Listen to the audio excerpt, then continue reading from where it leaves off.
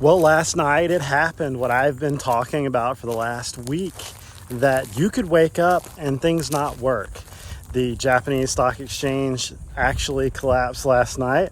The Korean stock exchange, that one got halted too. The Taiwanese, the one of Taiwan, it got halted, and people woke up that their Charles Schwab accounts wouldn't open, Fidelity wouldn't open, couldn't log into most of the major brokerages, even Vanguard. That was wild, and I was not expecting that to happen, but as I was making the video yesterday, that happened, and then here we are. I've been telling you for a while that things are just not right. Everything is checking the blocks for something bad to happen, and it finally happened. The NASDAQ fell 1,000 points. This is the first time in history it's fell, I think, 1,000 points in one day. That's crazy. They had the fix planned. Robinhood halted trading, their 24-hour desk, halted trading in the middle of the night and into the morning. And it was like they boxed you out. You couldn't have moved your money if you wanted to. They knew that this was about to happen, and they stopped all the circuit breakers. They just made it where nobody could move any money, because if they would have, it would have been down even further. You know, I found out about it by Brant just calling me. I'm like, dude, are you watching this? The stock market is collapsing. The Japanese market is collapsing. Everything is collapsing. And I can't log into my brokerage account right now. And I was shocked to find out that my Fidelity account was locked too. I woke up to them calling on Twitter for an emergency rate cut session. And there was, actually some Harvard professors saying that they needed to do a 1.5% emergency rate cut. Isn't that wild? They are pulling out all the stops to keep this thing from breaking apart.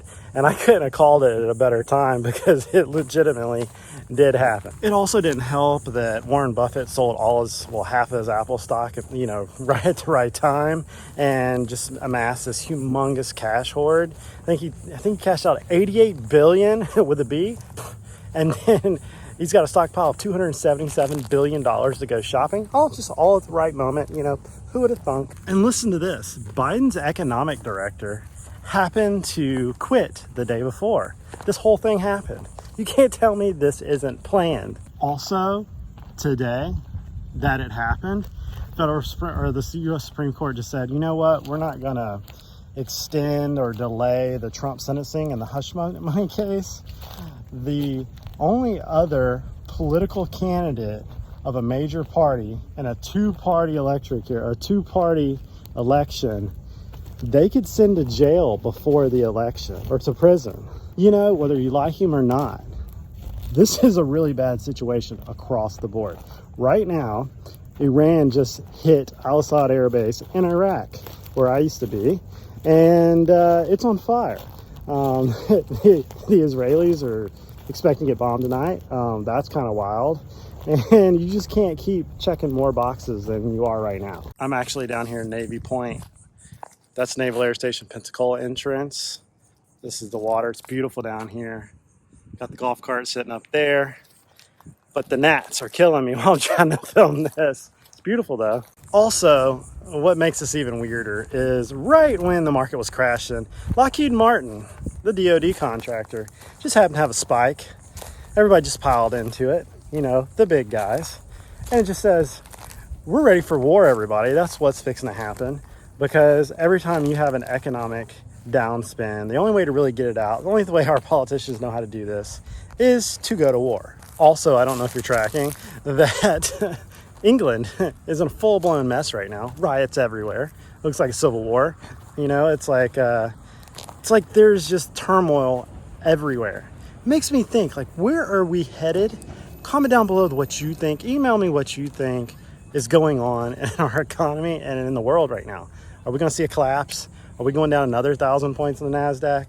Are we going down another 5-10%? Are we going into a recession? Is the S&P 500 going to keep going down? It seems like the economy is going to go into a recession. And, it's at that time where people are already hurting when they were lying to us about the recession. We've been in a recession, but now they will probably officially say we are in a recession. And I got a news flash. They're not going to give us stimulus checks again. That's what kind of caused this whole problem. But they're not going to bail out me and you. But if something breaks, another large bank, we wake up tomorrow morning and Bank of America doesn't work, or some of these big institutions doesn't work, they'll bail them out. to the tune of billions of dollars, but they won't buy me and you bread, milk, baby formula, diapers. They're not going to do anything like that. They're not going to give us a tax cut. Did you know that they didn't even pass the new child tax credit? The Senate voted against us getting more tax credits for our children, but yet we're like 1.8 replacement in America. That means that we're not even having enough kids right now to replace what we already have. Okay, we're going to have a population deficit over the next 20-30 years. These gnats are terrible out here, but countries like Japan, Korea, like they're not even having enough kids to replace their population. And I think that's a lot about the whole immigration thing, is people aren't having enough kids. Well, why would we have enough kids when we can't even afford to eat ourselves?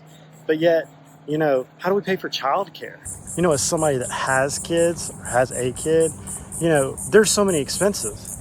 And, a lot of my friends are not having kids. They're 40 years old, saying we're not going to do it just because of the burden of, everything you have to pay for. Healthcare costs $30,000 to have a little Jack. If it wasn't for insurance, I don't know what we would have done. And I don't know how they can expect people to just afford $30,000 for a kid. Even though you want to have a kid, a lot of people can't have kids because they can't afford it. Not to mention daycare. How do you go to work? But it seems like there is always more money to go to war for wars. Here's one for you. Did you know that we are still paying the Taliban? I think like $40 million a month. And we've been gone from there. We go into these countries, we destroy them, and then we pay to rebuild them. And then we keep paying to rebuild them. Well, they're still bombing us while they're still trying to destroy us. You can't make this stuff up. We're over here struggling, trying to afford our families, working, pulling these long hours. But yeah, we can just cart $40 million off to the Taliban that hates our guts anyways. Why do we do this? Along that line, I've been seeing so many veterans getting their VA benefits cut. Their percentages just getting waxed. For no reason. They're starting to consolidate what they'll give ratings for. And some of these people, they live off this money.